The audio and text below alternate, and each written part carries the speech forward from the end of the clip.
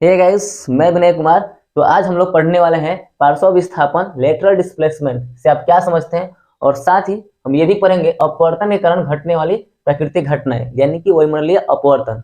तो देखिए, अपवर्तन का सबसे पहले हम डेफिनेशन यानी कि परिभाषा दे देते हैं आपको। फिर से पिछले वीडियो में आप देखिएगा तो इसका परिभाषा भी दिए हैं और समझाए भी हैं। अपवर्तन का मतलब क्या होता है कि जब प्रकाश किरणें एक माध्यम से दूसरे माध्यम में जाती है तो वह अपने पथ से यानी रास्ते से भटक जाती है, तो इस घटना को प्रकाश का अपवर्तन कहते हैं।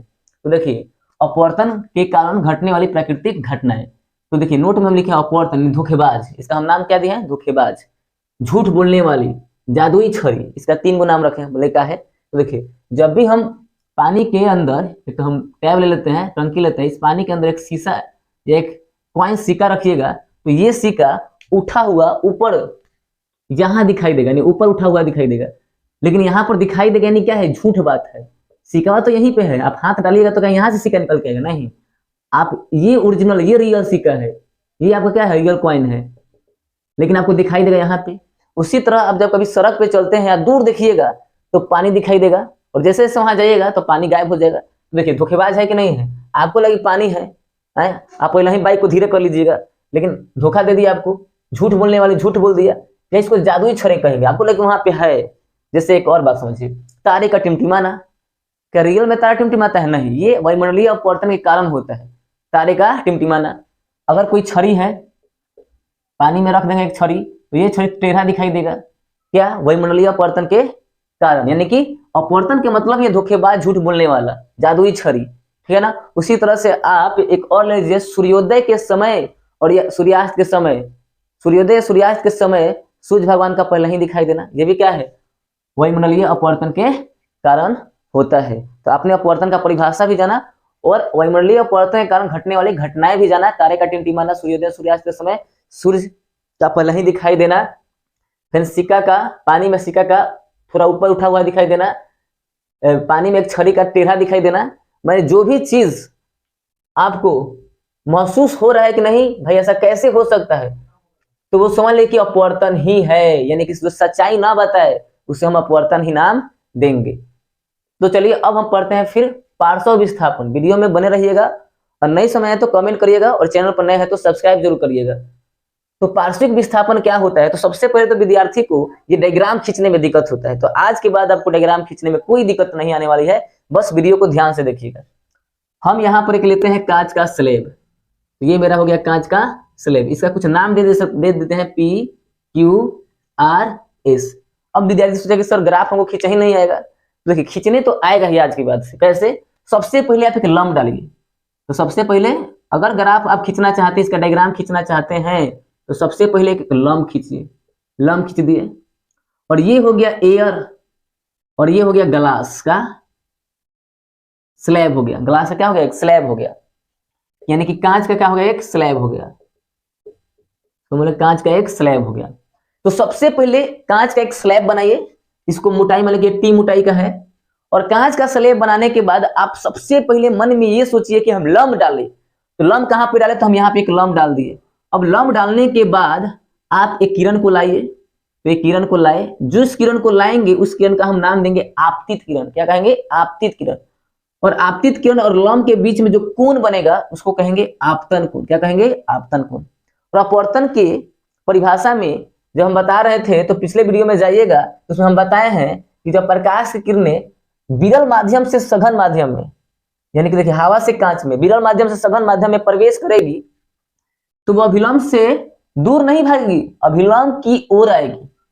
अभिलंब की ओर आएगी, तो ये अभिलंब की ओर आ गई, ये अभिलंब की ओर आ गई, ये अभिलंब की ओर आ गई, ठीक है। तो मेरा ये रहा अभिलंब और ये रहा अपवर्तित। अब इसका नाम चेंज हो जाएगा, अब इसको अपवर्तित किरण कहेंगे। तो ये हो गया अपवर्तित किरण और ये हो गया अभिलंब। तो इसके बीच में जो कोण बनेगा उस कोण को हम नाम देंगे R। उस कोण को हम क्या नाम देंगे? R, ठीक है, R नाम देंगे। तो ये हो गया अपवर्तन कोण। क्या कहेंगे? अपवर्तन कोण। फिर अब एक लंब डालिए। कहां पे लंब डालेंगे? इस अपवर्तित, ये अपवर्तित किरण है तो यहाँ पे एक लंब डालिए। तो फिर हम यहाँ पे क्या कर दिए? लंब डाल दिए। अब ये किरण अपवर्तित किरण है, अब इसको फिर से आप मान लीजिए आपतित किरण, क्योंकि अब फिर यहाँ पे आ गई तो फिर से इसको मान लीजिए आपतित किरण। और अब ये आपतित किरण किस में है? सघन माध्यम में। अब ये सघन माध्यम से निकलने की कोशिश करेगी, विरल माध्यम, फिर इधर क्या है, ये पूरा का पूरा क्या है, विरल माध्यम, क्या है, विरल माध्यम। तो सघन माध्यम से जब प्रकाश विरल माध्यम में जाएगी तो अभिलंब से दूर भागेगी, अभिलंब से दूर भाग गई, अभिलंब से दूर भाग गई। तो इसका भी कुछ देखिए, इसका नाम R' दे दीजिए और इसका नाम E दे दीजिए, निर्गत किरण। अब इसका नाम हम देंगे निर्गत किरण। क्या नाम देंगे, निर्गत किरण। क्या नाम देंगे, निर्गत किरण। तो देखिए ग्राफ खींचा गया। अब सोचिए कि अगर ये ग्लास का स्लेब न होता, अगर ये ग्लास का स्लेब न होता, थोड़ा सा मिटाते हैं, अगर ये ग्लास का स्लेब न होता तो क्या होता, अब बताते हैं आपको। अगर ये ग्लास का स्लेब न होता तो ध्यान दीजिएगा, तो ग्लास का स्लेब हटा दिए, तो अगर ये ग्लास का स्लेब न होता तो ये प्रकाश की किरण एकदम सीधे चली जाती, सीधे चली जाती। लेकिन ग्लास के स्लेब होने के कारण, ग्लास का स्लैब होने के कारण ये प्रकाश की किरण, ये लंब है तो पहले यहाँ पे आई और ये अभिलंब खींचे फिर ये अभिलंब से दूर भाग गई। तो इसके बीच में ये जो डिस्टेंस मिलेगा, इसी डिस्टेंस को बोलते हैं पार्श्विक विस्थापन। तो पहले से हम डायग्राम बना के रखे थे और डायग्राम बनाकर दिखा भी दिए। इस डायग्राम को भी फिर से हम समझा देते हैं। देखिए ये है हवा, यहाँ भी हवा, और इस हवा में एक हम रख दिए कांच का स्लैब। तो कांच के स्लैब के आसपास क्या है, हवा है, यानी कि विरल माध्यम है। अब विरल माध्यम में हम एक कांच का स्लैब रख दिए तो ये बन गया सघन माध्यम, कांच का स्लैब। अब एक किरण आपतित हुई इस कांच के स्लैब पर, तो ये लंब कहलाया, इंग्लिश में इसको नॉर्मल बोलते हैं। तो इसके बीच में जो कोण बनेगा उसको हम आपतन कोण कहेंगे, यानी कि आने वाली किरण और अभिलंब, आपतित किरण और अभिलंब के बीच में जो कोण बनेगा उस कोण को हम कहेंगे आपतन कोण।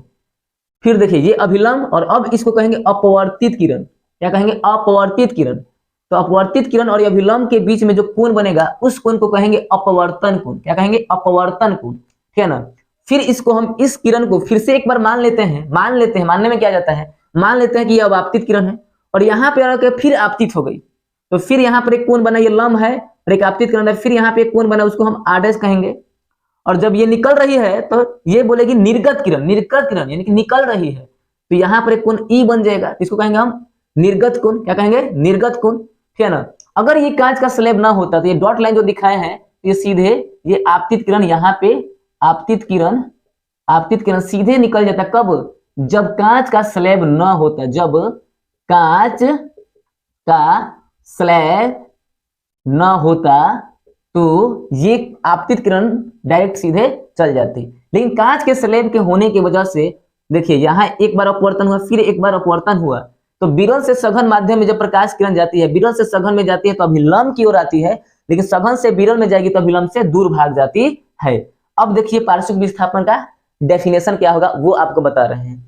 आपतित किरण और निर्गत किरण, आपतित किरण और निर्गत किरण के बीच की दूरी को पार्श्विक विस्थापन कहते हैं। फिर से सुनिए, आपतित किरण और निर्गत किरण के बीच की दूरी को पार्श्विक विस्थापन कहते हैं।